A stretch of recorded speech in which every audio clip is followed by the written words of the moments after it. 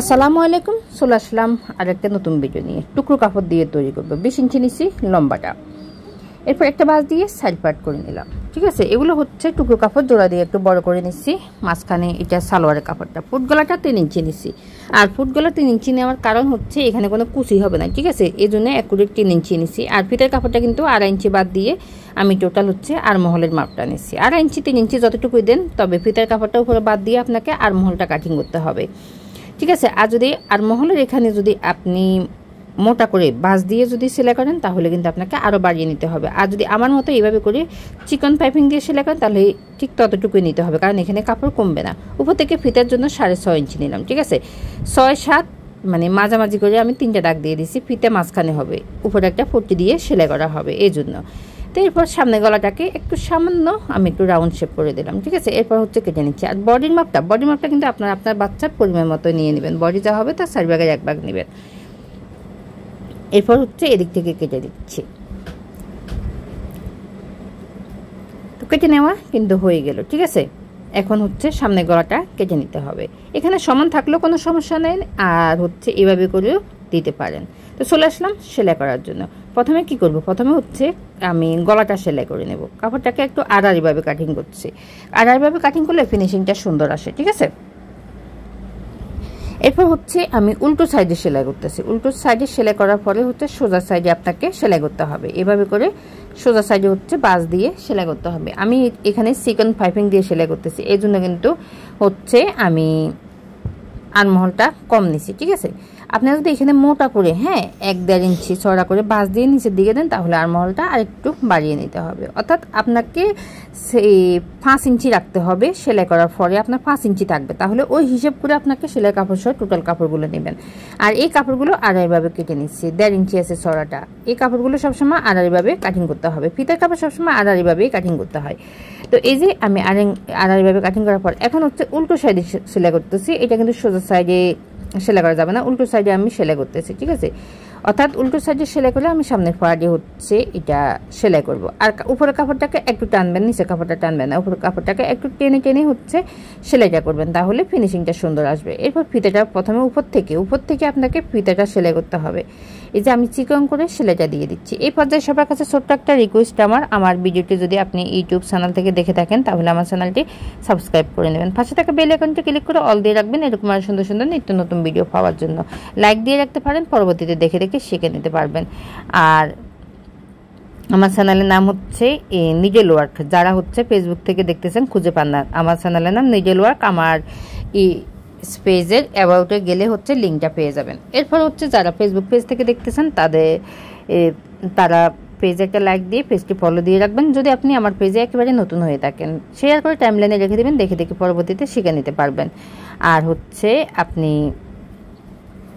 Share করে রাখলে পরবর্তীতে হচ্ছে আমি যে কোনো নতুন ভিডিও আপলোড করার সাথে সাথে সবার আগে আপনার কাছে নোটিফিকেশন চলে যাবে, তাহলে দেখে শিখে নিতে পারবেন। তো এই যে ফিতাগুলো কিন্তু আমি সেলাই করে দিলাম, নিশ্চয়ই দেখে বুঝতে পারছেন কিভাবে আমি সেলাইটা করলাম। এরপর হচ্ছে আমি এখানে একটা লটকন দেব। ঠিক আছে, একটা কাপড় নিয়ে হচ্ছে 2 ভাঁজ করে ত্রিভুজ আকারে তারপর হচ্ছে আমি লটকনটা সেলাই করে নিলাম। ফিতার এখানে এইভাবে করে আপনি লটকন তৈরি করে নিতে পারেন। এই যে এগুলো তো আমরা সবাই কম বেশি পারে, তাও আবার হচ্ছে দেখিয়ে দিলাম। এই যে আরও একটা তৈরি করে নিলাম, 2টা তৈরি করে নিলাম। সামনের পাটটা রেডি করে নিছি, পিছনের পাটটা কিন্তু আমি অফ ক্যামেরায় রেডি করে নিছি। একই নিয়মে হচ্ছে রেডি করতে হবে। ঠিক আছে, এরপর বডির মাপ নিয়ে হচ্ছে সেলাই করে নেবেন। এখানে বডি যতটুকু হবে ওই পরিমাণ মতো সেলাই করে নেবেন। এখানে বেশি আপনার লুজ দিবেন না, তাহলে জামাটা কিন্তু সুন্দর লাগবে না। অ্যাকুরেট আপনার বডি যা থাকে তার থেকে হচ্ছে আপনি 1 ইঞ্চি বাড়িয়ে দেবেন, বেশি দিবেন না। 1 থেকে 2 ইঞ্চি দিলে হবে। অর্থাৎ লুজটা আপনি 2 ইঞ্চি দিতে পারেন। আপনি সবসময় যা হচ্ছে বাচ্চার জন্য তৈরি করেন বডি তার থেকে 2 ইঞ্চি বা 1 ইঞ্চি দিলে হবে, বেশি দিবেন না। ঠিক আছে, এই জামাগুলো আবার হচ্ছে লুজ সুন্দর লাগবে না।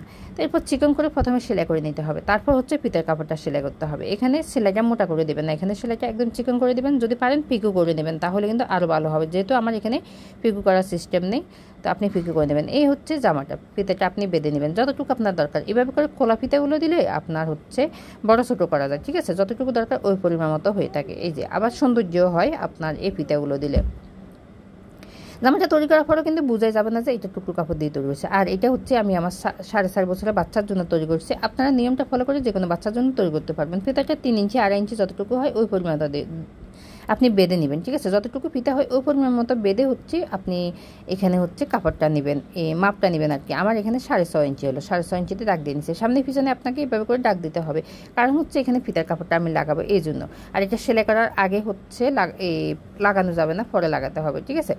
তো এই যে এখানে হচ্ছে দাগগুলো মিলিয়ে নিচ্ছি, সুন্দর করে দাগগুলো মিলিয়ে দিতে হবে। মিলিয়ে নেওয়ার পরে হচ্ছে এখানে কাপড়টা নিলাম, এই কাপড়টা পরিমাণ মতোই নেবেন, এর থেকে বড় নেওয়ার দরকার নেই, ছোটো নেওয়ার দরকার নেই। এরপর একটা সাইড হচ্ছে সেলাই করে নিলাম, এখানে একটা সাইড হচ্ছে আপনাকে সেলাই করে নিতে হবে। কাপড়টা দেখিয়ে দিচ্ছি, এখানে আছে হচ্ছে আমার 2 ইঞ্চি আছে, কাপড়টা চড়াটা 2 ইঞ্চি আছে। এই যে এভাবে করে আপনি সেলাই করে নিতে হবে, সাইডগুলোকে আপনাকে সুন্দর করে সেলাই করে নিতে হবে। নেওয়ার পরে এখন সমান মাছ বরাবর একটা চিহ্ন দিয়ে দিচ্ছি, আর এই চিহ্ন দেওয়ার কারণ হচ্ছে আপনার এই ফিতাগুলো লাগাবো, ঠিক আছে। তবে এই যে আমি কিন্তু 3টা দাগ দিছি, 2টা সাইডে দিচ্ছি হচ্ছে, একটা মাছ বরাবর দিছি, মাছ বরাবরটা মাঝে থাকবে, 2টা সাইডে যেখানে আমি দাগ দিছি ওই 2টা সাইডে হচ্ছে 2টা কাপড়কে আমি বসাবো, ঠিক আছে। বসায় হচ্ছে সেলাইটা দিব, তাহলে সুবিধা হবে। এভাবে করে যদি দাগগুলো দিয়ে সেলাই করেন তাহলে কিন্তু সুবিধা হবে। আর এই জামাটা সেলাই করার পরে কিন্তু আপনার বোঝা যাবে না যে এটা টুকরো কাপড় দিয়ে আপনি তৈরি করছেন আপনার বাচ্চার জন্য। যে কোনো জায়গায় পরেও যেতে পারবে, আবার বাসায় পরতে পারবে। এই জামাগুলো পরলে কিন্তু আরাম পাবে, যেহেতু এটা ফিতা জামা, ঠিক আছে। এই ফিতাটা দেওয়ার কারণ হচ্ছে মাঝখান দিয়ে হচ্ছে আপনি বেঁধে নেবেন, ফিতা দিয়ে বেঁধে নেবেন, তাহলে কিন্তু আর লুজ থাকবে না, টাইট থাকবে, ফিনিশিংটা সুন্দর লাগবে আর কি, ভালো লাগবে। চাইলে এখানে আবার রাবারও দেওয়া যাবে, আপনি চাইলে রাবার দিতে পারেন, ঠিক আছে। এই যে এইভাবে করে এখানেও বাসটা দিয়ে দিলাম, দিয়ে হচ্ছে আমি কয়েকটা সেলাই দিয়ে দিচ্ছি। তারপর হচ্ছে এই সাইড থেকে হচ্ছে এই সাইডটা সেলাই করে নিতে হবে, এইভাবে করে ধরে এই সাইডটাও আপনাকে সেলাই করে নিতে হবে।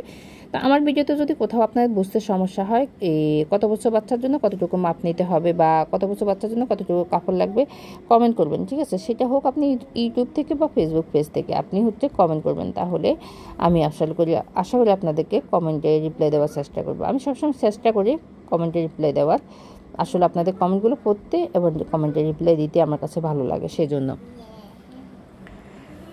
তো আমি খুব সহজ করে হচ্ছে টুকরো কাপড় দিয়ে বাচ্চাদের জামাগুলো বোঝানোর চেষ্টা করি আপনাদেরকে, ঠিক আছে। এরপর হচ্ছে ফিতা তৈরি করবো, একটা মাঝখানের জন্য ফিতা তৈরি করবো। আর এই ফিতাটা তৈরি করার জন্য কাপড়গুলোকে আড়াআড়িভাবে কাটিং করবেন, কাপড়গুলো সোজা কাপড় দিয়ে তৈরি করবেন না, তাহলে কিন্তু আপনার ফিতাটা সুন্দর আসবে না, দড়ি পাইপিংগুলো আর কি সুন্দর আসবে না।